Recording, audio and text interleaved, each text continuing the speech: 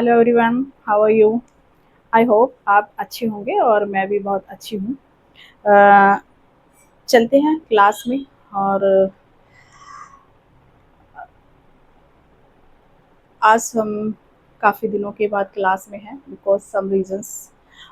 चलते हैं आज की जो हमारी क्लास है। आज की क्लास से में हमारा आज हम का नए टॉपिक के साथ शिमला एजुकेशन कॉन्फ्रेंस 1901 में जो हुआ था उसके रिगार्ड उसमें हम पढ़ेंगे।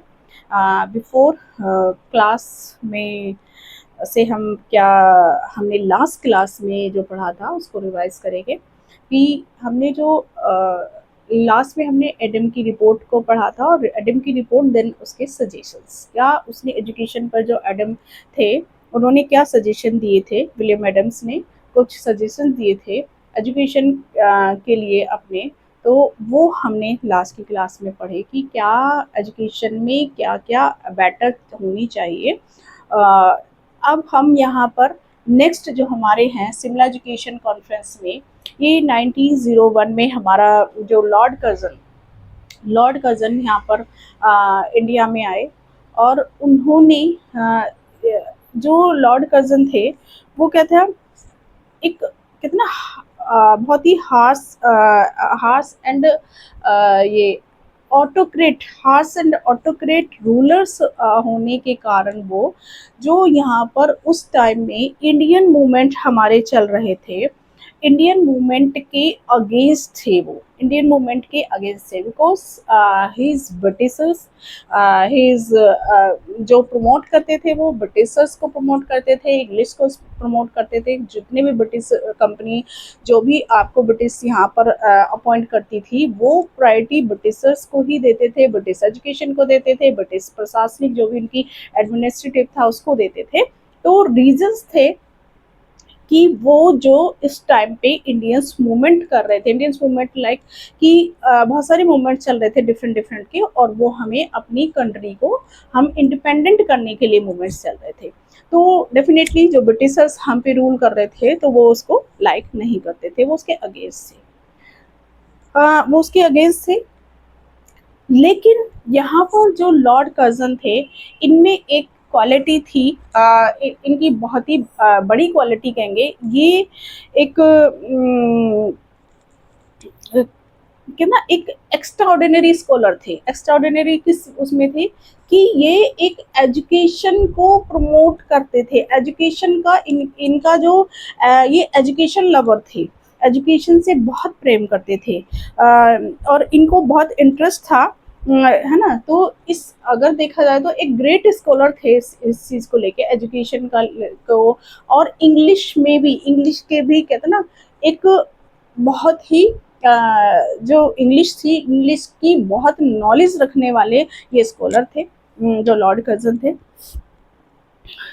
तो इसीलिए इनका इस पे कैसे इन्फ्लुएंस है, कैसे क्या प्रभाव पड़ा, क्या हम यहाँ पर इसमें देखेंगे। और जिस टाइम ये यहाँ पर आए थे तो उस टाइम हमारी जो एजुकेशन थी, जो हमारी भारतीय शिक्षा थी, जो हमारी उस टाइम उस क्या सिचुएशन थी वो यहाँ पर हम देखेंगे।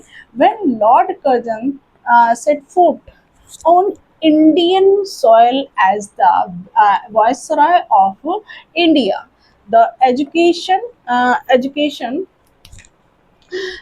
system here was in a very worrying state। तो यहाँ पर बहुत ही कितना एक वरिड वाली सिचुएशन थी कि बहुत ही दयनीय सिचुएशन थी एजुकेशन की। एजुकेशन की जो सिचुएशन थी बहुत ही जिसे कहेंगे कि बिल्कुल प्रगति नहीं थी, बिल्कुल डेवलप नहीं हो रही थी। एक अप्रगतिशील एजुकेशन थी उस टाइम पे। तो जिस टाइम ये यहाँ पर आए थे, जो आपके यहाँ पर वाइसरॉय ऑफ इंडिया बनकर आए थे। तो being a lover of learning, देखिए यहाँ पे आ रहा है ना, lover of learning and education. ये मतलब इनको एक इंटरेस्ट था एजुकेशन के विषय में, एजुकेशन को जानना भी। और इंग्लिश की इनको बहुत ग्रेट पर्सनैलिटी थे, ग्रेट स्कॉलर थे। तो यहाँ पर इन्होंने एजुकेशन को वो प्रमोट किया। Curzon become a fully aware of regressive state state of education here as soon as arrived in India. ये यहाँ पर जब ये आए, यहाँ पर वायसराय बनकर जब आए थे इंडिया में, तो इन्होंने बहुत जल्दी जान लिया था यहाँ की एजुकेशन को, क्योंकि एजुकेशन के लिए ये बहुत अवेयर रहते थे, बहुत मतलब एक डीपली नॉलेज भी रखते थे। तो यहाँ पर इन्होंने एजुकेशन को जान लिया कि जहाँ की क्या सिचुएशन क्या है इंडिया की, बहुत जल्दी ये जान गए थे। When I come to India, educational reform stood before me as one of the tasks which seemed fit to have a permanent place in any program of administrative reorganization. जब यह यहाँ पर आए तो इन्होंने उसको एजुकेशन को क्या ना सबसे प्रायोरिटी इन्होंने कहा कि जब जिस टाइम मैं यहाँ इंडिया में आया तो उस टाइम पर जो एजुकेशन से रिलेटेड जितने भी कार्य थे वो हमारे जितने भी हमारे प्रशासकीय जो पुनर्संगठन के लिए कार्य थे उसमें से प्रायोरिटी बेस्ड पे क्या था, एजुकेशन को रिफॉर्म करना, बिकॉज क्योंकि सिचुएशन बहुत ही वरीड थी एजुकेशन की, तो उसे रिफॉर्म करने का एक मेन प्रायोरिटी थी इनकी, और उस प्रायोरिटी में से ही ये सबसे टॉप मोस्ट था, क्योंकि ये जानते थे कि एक एजुकेशन जो है वो, क्योंकि एक ये बिकॉज ये एक वो थे प्रशासनिक एडमिनिस्ट्रेटिव बेटर, बहुत ही बेटर और बहुत ही ग्रेट एडमिनिस्ट्रेटिव थे, तो इनको पता था कि हम कैसे बेटर एडमिनिस्ट्रेटिव रख सकते हैं, तो इन्होंने एजुकेशन की को ही प्रायोरिटी दी, और एजुकेशन के द्वारा ही है ना हम बेटर एडमिनिस्ट्रेटिव को चला सकते हैं, तो इसीलिए इन्होंने एजुकेशन को रिफॉर्म किया। Lord Curzon organised the Shimla education, यहाँ पर इन्होंने ये किया था शिमला एजुकेशन कॉन्फ्रेंस इन 1901, तो यहाँ पर इन्होंने ये किया। इससे इसी के लिए इन्होंने एक क्या ना विश्वविद्यालय की भी जो हमारा भारतीय अधिनियम विश्वविद्यालय की भी इन्होंने वो किया,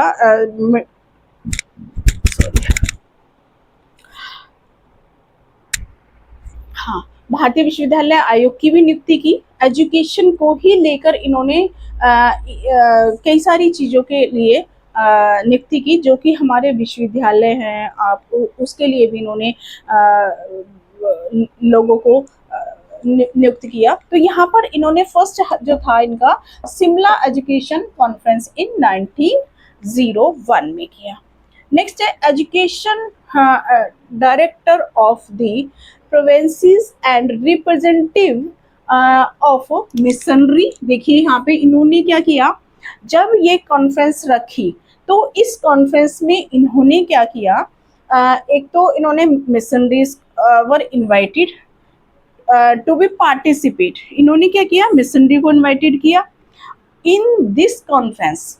इन जितने भी वहाँ पे प्रोविंसेस के मिशनरीज थे, जितने भी ब्रिटिश से आए थे, उन्हीं को इनवाइट किया एजुकेशन को रिफॉर्म करने के लिए। अब यहाँ पर क्या हुआ, जबकि एजुकेशन की जो सिस्टम बना रहे थे वो किसके लिए बना रहे थे, इंडियंस के लिए। अब जो आपने ये कॉन्फ्रेंस रखी है ना, ये शिमला एजुकेशन कॉन्फ्रेंस रखी, उसमें एक भी Indian, not a single Indian was included in this conference, इन्होंने एक भी इंडियंस को इसमें नहीं रखा, जिसकी वजह से इंडियंस जो थे, जितने भी इंडियंस स्कॉलर थे या इंडियंस पीपल्स थे, वो नाराज़ हो गए। उन्हें लगा कि फिर से, क्योंकि ब्रिटिशर्स कहीं ना कहीं इंडियंस के लिए कोई ना कोई षड्यंत्र रचते रहते थे, किसी ना किसी उनके अगेंस्ट कुछ ना कुछ ऐसी चीज़ें करते रहते थे जिससे कि इंडियंस को दबाया जा सके। तो यहाँ पर इन ये सारे इनके जो इंडियंस थे उस टाइम पे, इंडियन स्कॉलर्स थे, इंडियंस, किसी भी एक का प्रतिनिधित्व नहीं होना, इंडियंस बहुत नाराज हुए इस चीज को लेकर, और इंडियंस नाराज हुए। Then Shimla education conference was held on 15 days, मतलब ये जो 15 डेज तक चली जब ये कॉन्फ्रेंस थी, under the chairmanship of Curzon. यहाँ पर इसके जो चेयरमैन थे वो कौन थे? कर्जन थे यहाँ पर, है ना, Lord Curzon. And 150 proposal related to education were decided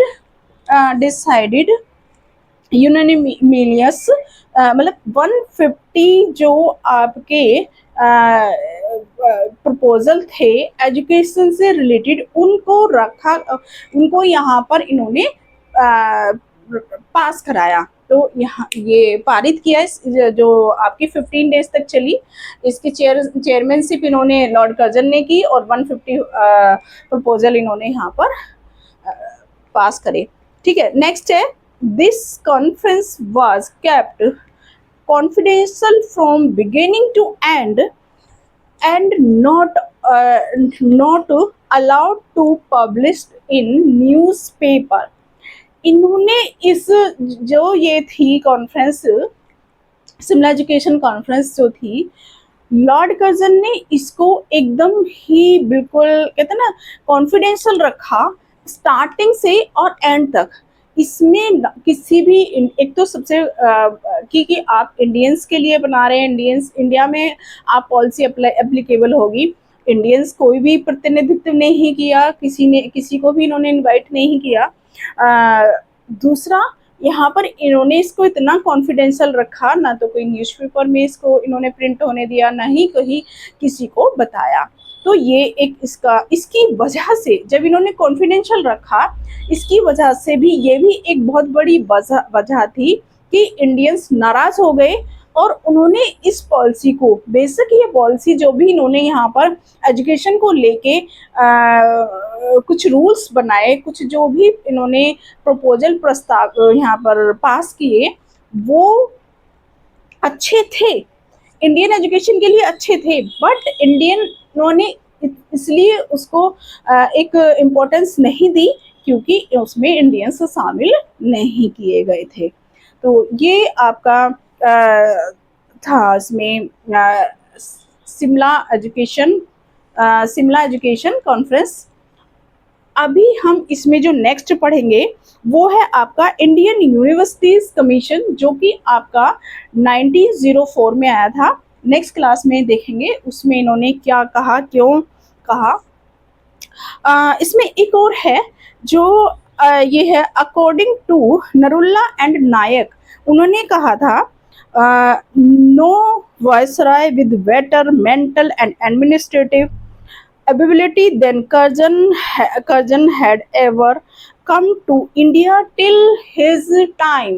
मतलब इस जो लॉर्ड कर्जन थे, वो उनके पास जो मेंटल एबिलिटी थी वो बहुत बेटर थी, वो बहुत ग्रेट थे, और बहुत ही एक लर्नर थे, और एजुकेशन को समझने वाले, और एक ग्रेट एडमिनिस्ट्रेटिव, जो कि उनको पता था कि हम बिना एजुकेशन को रिफॉर्म करे हुए जब तक हम एजुकेशन की एक अच्छी एजुकेशन की सिस्टम नहीं करेंगे, तब तक हम एडमिनिस्ट्रेटिव भी अच्छे से नहीं चला सकते हैं।